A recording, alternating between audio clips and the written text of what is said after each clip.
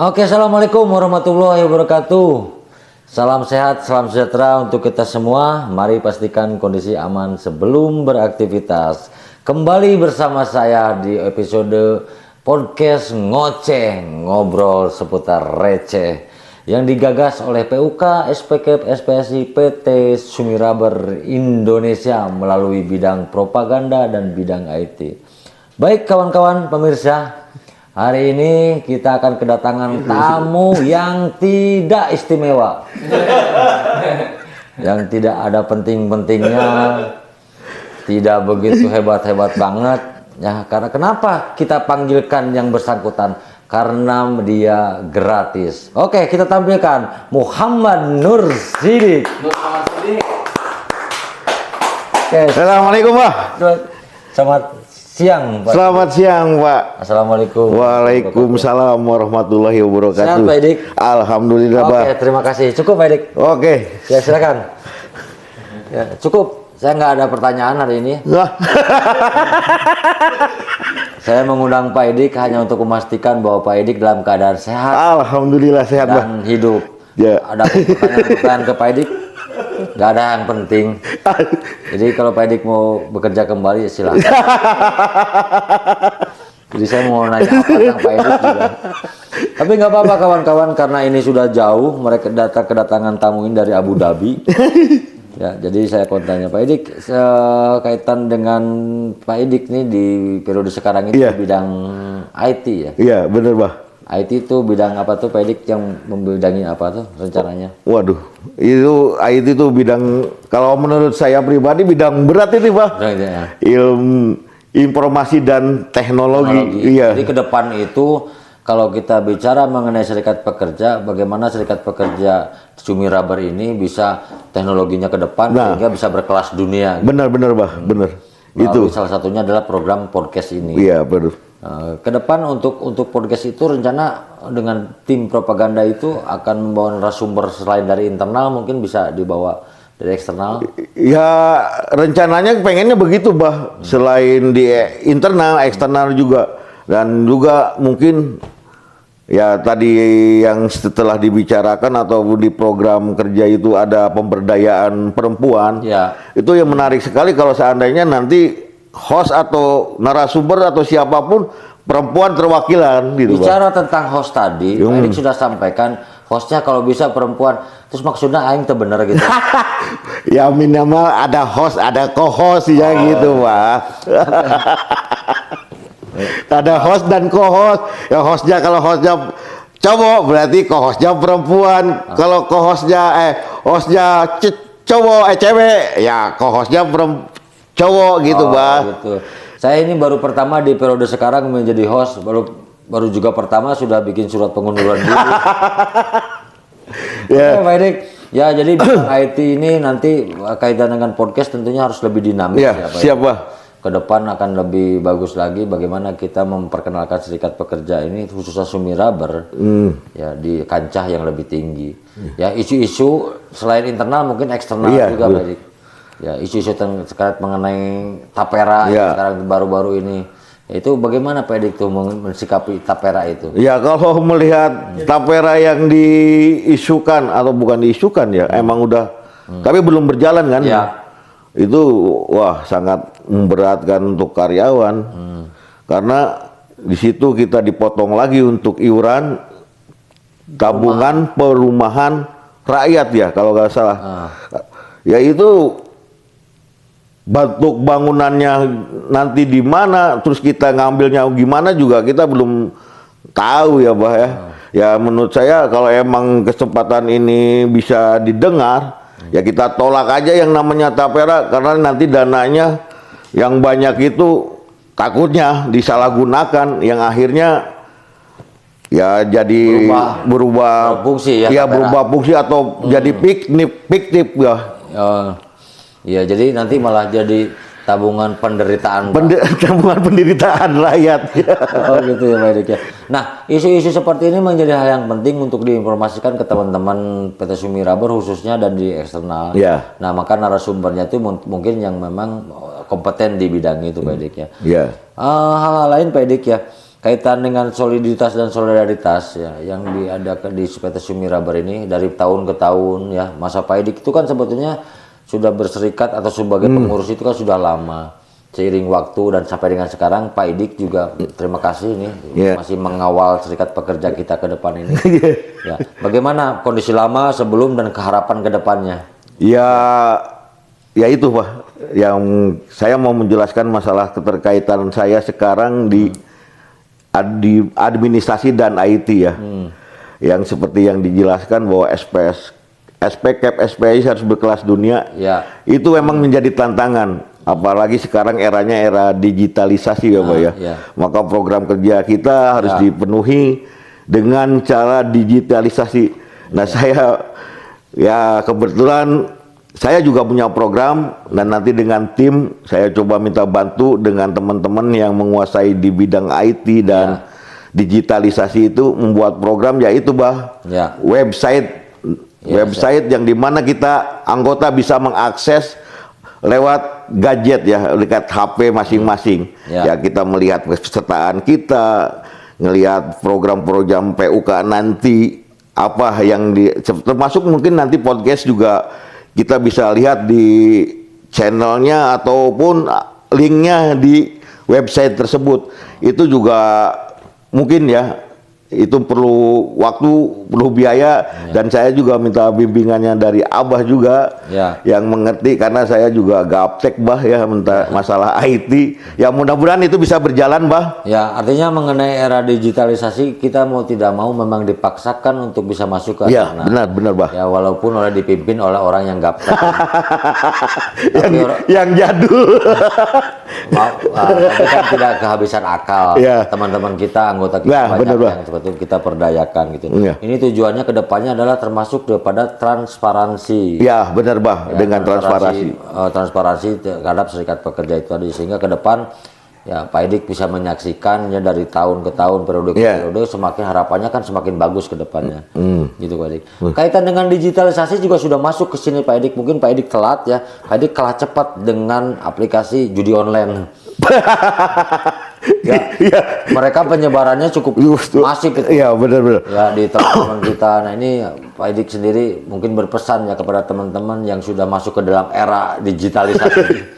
Judi online yang memang sangat meresahkan gitu ya bagi bukan hanya di sini, di mana-mana, bahkan dari Presiden juga, Presiden Jokowi sudah membuat satgas saking berbahayanya. Nah bagaimana nih pendapat Pak Edik? Ya untuk masalah judi online untuk teman-teman Surindo ya, karyawan ataupun karyawati sekalipun janganlah terlibat dengan hal-hal seperti itu.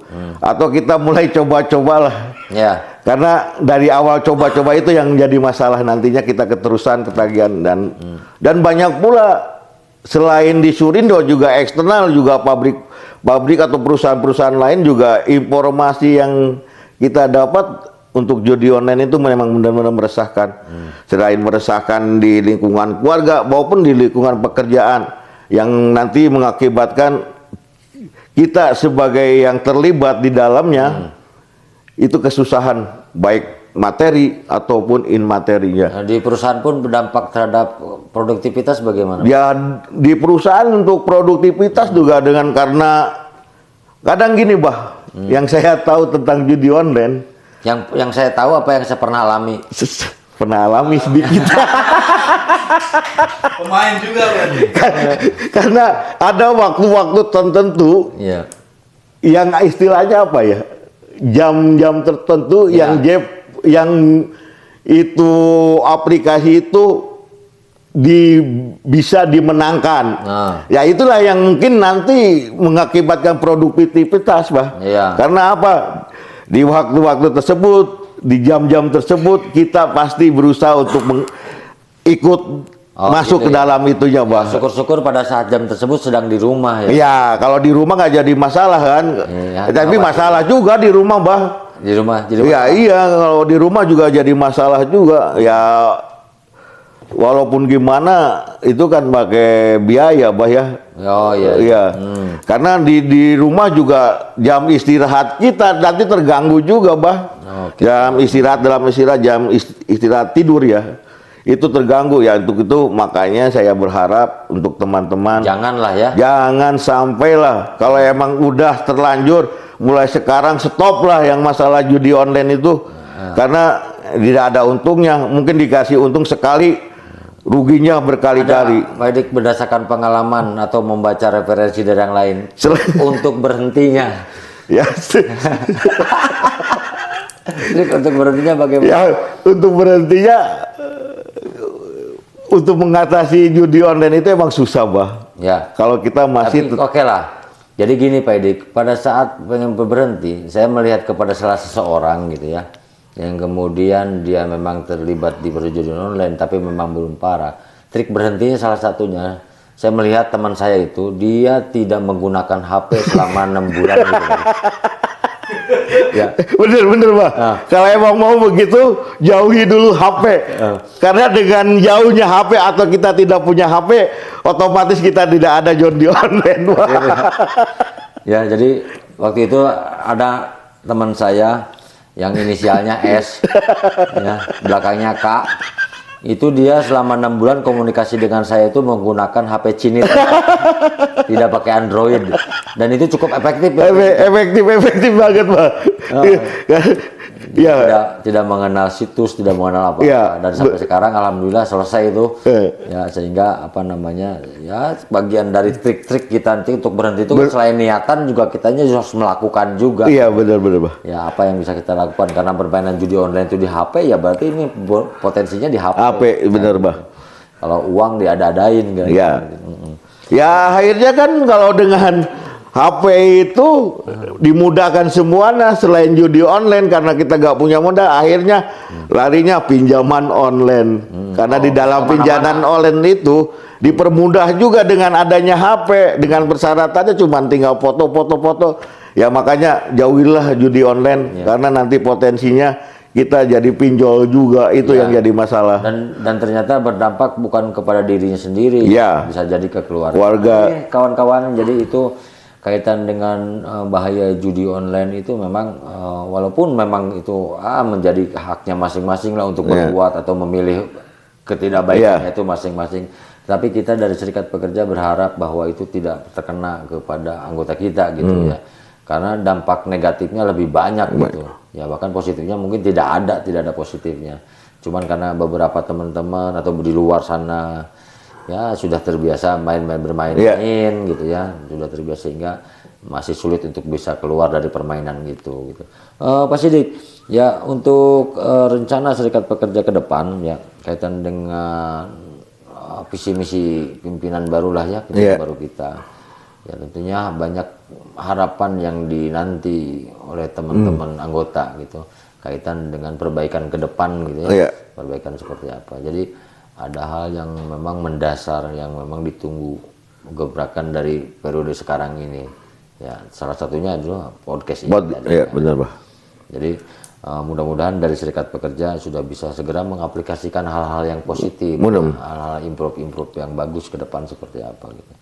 Pak Sidik ya mengenai Serikat Pekerja ini. Ya karena Pak Sidik itu menjadi saksi, menjadi pelaku dari Serikat Pekerja. Harapan ke depan bahwa untuk organisasi dan untuk anggota ini supaya kita ini PUK ini semakin baik. Mungkin ada pesan yang memang harus disampaikan Pak Edik ke depan, karena pesan ini akan menjadi penting kepada keberlanjutan Serikat Pekerja kita ke depan nih, pasca kita yang senior nih besok pensiun, tapi jejak digital pesan ini akan menjadi hal yang penting. Bagaimana Pak Edik? Ya itu Pak. Program digitalisasi segera mungkin diadakan. Ya kita saya sebagai IT sekarang mudah-mudahan program digitalisasi itu bisa berjalan ya. Apa yang ditargetkan untuk ke periode sekarang itu ada. 2, soliditas dan solidaritas itu perlu Pak. Ya. Terutama untuk anggota-anggota yang muda ya, adik-adik saya yang sebagai karyawan. Cobalah mulai kita belajar organisasi, apa yang kita fasilitasi, PUK fasilitasi untuk adanya pendidikan, mohon ikutlah. Ya. Karena ya seperti pepatah yang mengatakan bahwa tak kenal maka tak sayang. Makanya di mana kita tahu organisasi, kita juga gak kenal. Makanya program yang telah diadakan baik di PC, di perangkat PC, ke PUK yaitu Diklat Dasar, tolonglah teman-teman semua ikuti. Nggak memakan waktu juga kalau itu hari libur, walaupun nanti hari kerja mungkin PUK seperti nanti di program bidang 1 akan mengadakan diklat di hari libur yang mudah-mudahan sudah terlaksana. Ya itulah perlunya pendidikan latihan dasar tentang organisasi. Ya, kesadaran anggota itu selain dengan diklat ya, mungkin juga ada teman-teman PUK bisa langsung turun ke lapangan. Ya, berbicara kepada mereka bahwa serikat pekerja ini adalah tentang keluarga kita. Kita ini sama-sama ingin mengangkat derajat kesejahteraan ya. Keluarga kita, dan ini yang harus kita bangun, tidak bisa oleh PUK sendiri, tapi harus ada peran serta dari anggota. Iya benar, itu Pak. yang harus terus benar. Sampaikan kepada anggota ya, bahwa kita ini sedang pada saat berserikat. Pada saat kita aktif di organisasi, pada saat itulah sebetulnya kita ini sedang memperjuangkan keluarga kita gitu ya. Nah, itulah faktanya di serikat pekerja memang punya hak untuk berunding, punya hak untuk mensejahterakan, punya hak untuk membela. Gitu. Mungkin itu saja Pak Edik yang mungkin kita diskusi kali ini, karena nanti kalau dihabiskan tentang keilmuan Pak Sidik juga nanti Pak Sidik gak bisa kesini lagi. Dan kita juga dari Ngoceh ya, Ngoceh Production, ngobrol seputar receh. Mohon maaf Pak Edik, mungkin Pak Edik pada saat kedatangan ke sini menerima undangan saya berpikir tentang insentif misalnya. Tapi mohon maaf. Ya berharap. Tadi saya sudah tanyakan, tidak ada Pak Edik. Tidak ada ya. Aduh. Tidak ada. Terima kasih Bah kesempatannya dalam obrolan ini Bah. Moga-moga bisa bermanfaat bagi anggota semuanya. Amin. Alhamdulillah lah kita bisanya berbagi tentang pengalaman, berbagi tentang pengalaman. Itu kawan-kawan yang bisa disampaikan di podcast Ngoceh kali ini. Mudah-mudahan bermanfaat, mudah-mudahan ke depan juga SPK PSPSI bisa lebih, terutama PT Sumira Baru Indonesia ini bisa lebih maju, bisa lebih sejahtera, bisa lebih jaya. Amin. Oke, cukup dari kami. Assalamualaikum warahmatullahi wabarakatuh. Waalaikumsalam warahmatullahi wabarakatuh. Ngobrol seputar receh.